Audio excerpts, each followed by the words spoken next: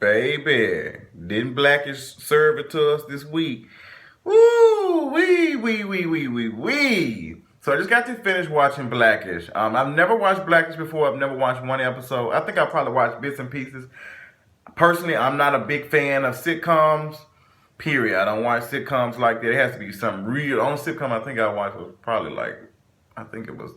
I didn't even watch Martin that much, y'all. So my black card. Some of y'all might say my black card was she works sometime when she got some money. But other than that, this episode was Blackish was really cute, and I want to discuss some of the things that were talked about in this episode. I loved it. I think it was brilliantly written. I just think it discussed some things, the conversation that we need to have.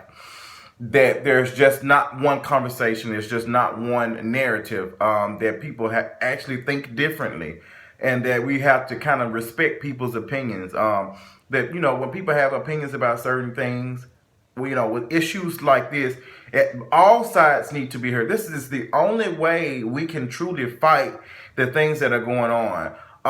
We need to have a conversation. And I think who was it? Zoe made a good point. She was just like, we've been talking about this for hours. I mean, we've been talking about this all day and nothing's been done.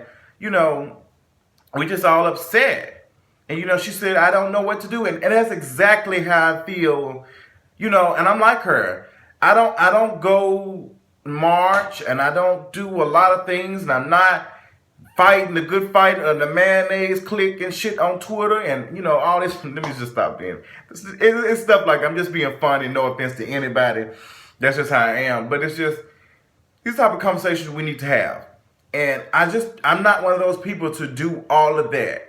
And I'm not knocking anybody that do, but it's just like, what work are you getting done when you sit up here and harass and roast the shit out of on white people? When white folks, you sit up here and you roast the shit out of, like, it's just like we're not, it's just like we're not getting anywhere. And that's how I feel sometimes. It's just like, I get tired of hearing shit like this. A couple of people told me, Justin, watch this episode of Blackish. And I'm glad I did. I like Tracy Ellis Ross's point.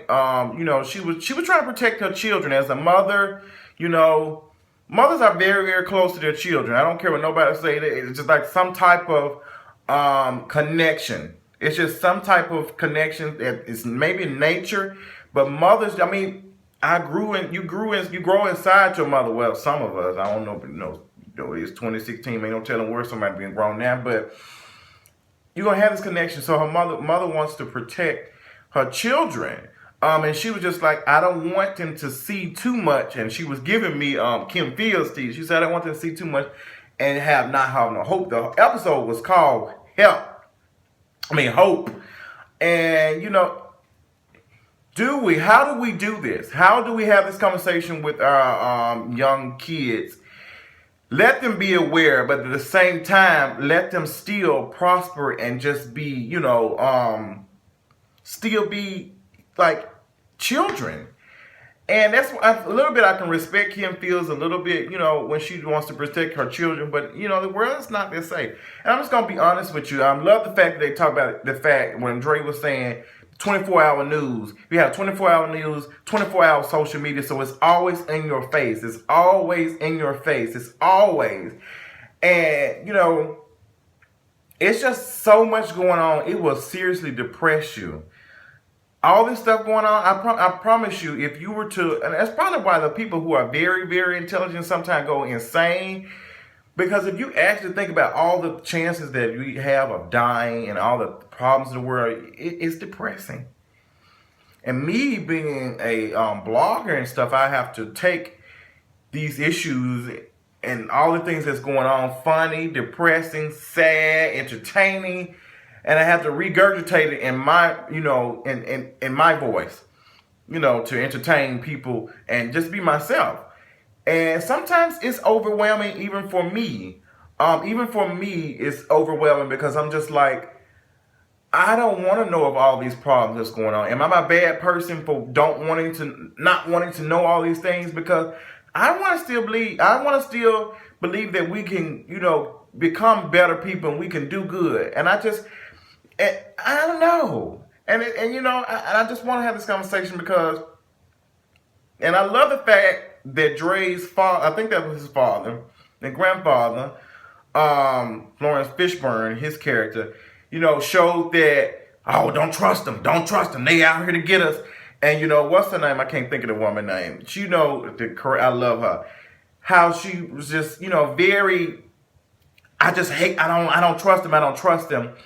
And it goes from years of dealing with things that she's dealt with, you know, growing up, and things that she was taught and stuff that she's seen. So it's just like I don't trust them, and it's just like, you know, you saw that generation, and then you saw the next generation, and then you saw the younger generation, and then you saw the future generation.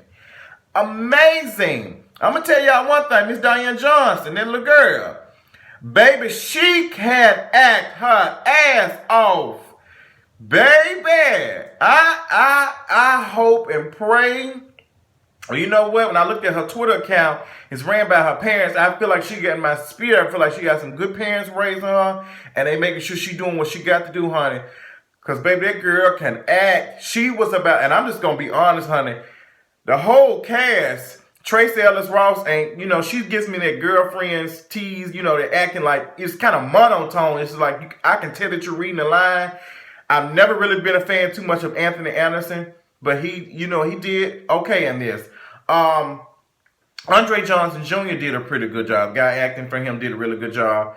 Yari, girl, I was feeling for you. That's Zoe, honey. I was rooting for you. Lauren Fishburne, you know, that character, but sitcoms are something different. So maybe it's just my not love of sitcom that makes me feel this type of way, because I just hate when they be talking like I can hear they really like I hear people laughing in the background. I just don't like that.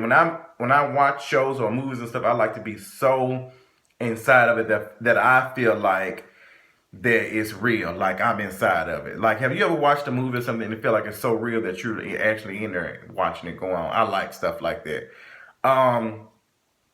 But yeah, this episode was cute, and you know, it's just so much. It was just so much. I loved it. It was interesting. Y'all slayed us. But the only issue that I have, you know, I love that they went, you know, we all complaining, we all doing this. And Trace was like, Rainbow was like, I don't know how I feel about this. I'm not anti-police, and I'm not, you know, all this stuff, you know, I feel differently from, you know, other people, but I still want to go, you know, protest. I want to go march. And I think that was beautiful. The whole family went. It's beautiful. But let's be honest. Let's just be honest. There are not a lot of families like that, like Blackish. There's just not. I mean, it's cute and everything, but there are a lot of black families that are not living like this. Father is not working. Dad is probably asleep because he's been working 12 hours. Look, I'm speaking from what I've grown up and other people. Mama probably at work, like, and girls, they probably, some of your parents like, girl, I got to be at bed. I got to be at work in the morning. You know, I ain't got time for this shit. I'm gonna, you know, so I don't know how to feel about that. You know, it's this whole perfect family, girl. That shit is not how it is. Like, and that's why sometimes when I watch shows like these, the sitcoms and stuff, when they have black, I'm just like, girl, I know these families exist, but girl, that shit probably in the 2%. That shit is probably in the 2%, honey. It's just, you know, the people the children that's going through these type of issues, they don't have family like this. You know, both of the mothers work probably, you know, just work their ass off. I know my mom and dad both work jobs, and you know, my dad gets home. My father and mother are raising the next generation. You know, the youngest out of my cousins that they're raising is I think he's 3 or 4. What is he? 5. He's 4 or 5 now.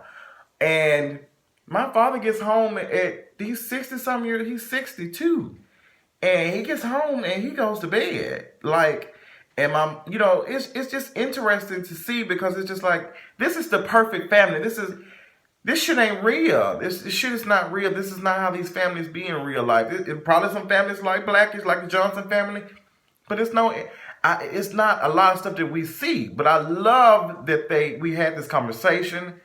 It's interesting, and I just think we just need to get to the point where we hear both sides. You know, and I'm kind of we had this kind of discussion about my black gays don't why gays don't like barbershops, and we had a dialogue. We talked and we respected each other's opinions, even though somebody said that I cannot separate. I'm black first before I'm gay. I thought that was hilarious because she was telling me how I should feel. I mean, how I should, what she told me how I should feel, and it was just like, girl, it made no sense to me. Like, how you gonna tell me that I need to separate? Like, girl, that made no sense. Like, how I want to be identified. Like, that made no sense. But it was conversations. There's conversations that we need to have, and we need to respect people's opinions. Because I feel like if we have a conversation with someone respectfully and see people's point of view, I think we will be able to go a long way. But I think we all see things differently. All our opinions are not the same. Whenever I come on YouTube and I discuss things, people don't agree with everything I say. They respect my opinion, And there's those who don't. But I think if we have a dialogue, we have a conversation, actual conversation, not like this shit we be seeing on CNN when these folks be arguing, 24, arguing at each other and going off. It's no real conversation. And I think that's, what Congress is supposed to be, and just politics is supposed to be, bipartisanship, just me respecting, and it's very hard. It's very hard for me to convince you a certain thing, and you convince me the same. If I'm so deep rooted in my opinion and what I believe, it's kind of hard. It's very hard. So this world is very interesting. This world is just very interesting. And I just felt like that girl. I felt like Zoe, girl. I just felt like I'm about to cry and think about it, because I'm just like, I just want everybody to be happy. And it just seemed like, when I get on Twitter sometimes I'm annoyed at how many times I'm sick of the back and forth fighting, y'all. I'm so sick of that shit. I'm not even gonna lie. Now, some of it should be funny, but sometimes I get so tired of getting on Twitter and seeing white, black people get into it all the time. And I get tired of getting on Facebook. I just get sick and tired of this shit. Don't y'all get tired of talking about this shit? And it's just like, we're not even having conversations anymore. From what I see, maybe I need to organize my Facebook and organize my Twitter, but my Facebook not so much. But my Twitter, sometimes it's just back and forward. It's just like, we ain't getting nowhere. Girl, you gonna keep calling this motherfucking mayonnaise and all this type of shit, and say they don't season chicken and all that type of bullshit. Talk about them like a dog. Then a racist white person gonna come in that motherfucker and say, you niggas, and I can say Negro knows, and fuck y'all black folks. Y'all don't want to do shit but be on food stamps. And it's just like back and forth, back and forth, back and forth. Girl, it's so depressing. I get so sick of seeing that shit. I know I'm not the only one. I get so sick of seeing that shit every goddamn day. Bitch, don't y'all get tired? That ain't no motherfucking fight. You tweeting and Facebook, that shit ain't doing a goddamn thing. Them folks still gonna feel the same way. That's not doing anything. It's not. It just gives you it just gives you satisfaction to argue with folks on Twitter and shit all goddamn day. That shit don't solve one fucking movement. Okay? Black men are still being heavily policed. That shit ain't doing a goddamn thing. So we have to find out what it is, and what it is and what we need to do, and put our energy towards that. And I just feel like a lot of us don't know, so we find other ways to deal with it. That's all I got.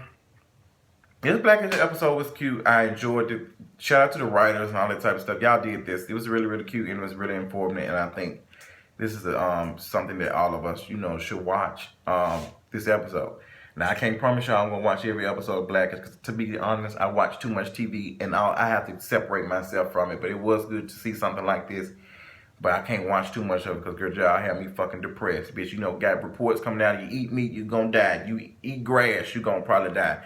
It's so much shit, girl. I have to be able to separate this shit and live a sane life. And I encourage people to do that too. Be informed, but still get your sleep, girl. Be woke, but still get your sleep, or otherwise you'll be dead from some shit. You'll be fighting something, and something else will be to kill your ass. Okay? That's all I got. Love y'all so much, and I'll talk to y'all later.